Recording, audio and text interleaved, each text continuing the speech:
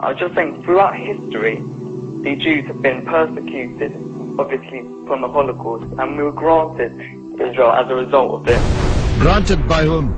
From Britain and other countries granted us that. Well, what right did Britain have to grant you somebody else's country? Well, it's due because we lost 6 million people. No. I'm not arguing about that. I'm going to come on to that. What right did Britain have to grant you somebody else's country? Well, they were basically gave us because of the But they gave you somebody else's country. That's the point I'm making, Alex. Can you deal with it? Britain granted you somebody else's country. I'm asking you, what right did Britain have to grant you somebody else's country? The Jews have suffered. They were subject to regular discrimination at best and murder at most.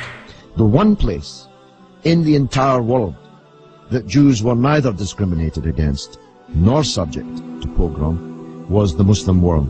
That's why, under the protection of the Muslims, the Jews left Europe.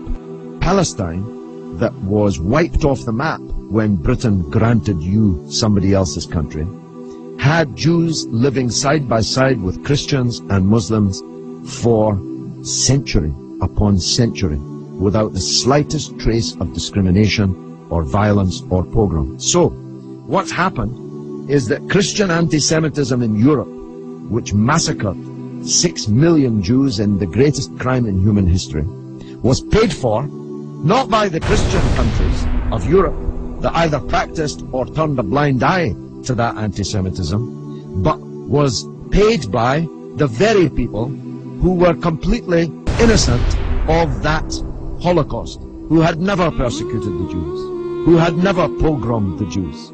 And that seems to me to add insult to the injury suffered by a people whose country was wiped off the map, who were dispersed into exile, to make way for a Zionist idea which was granted to European Jews by Britain, that Britain had no right to give away somebody else's country.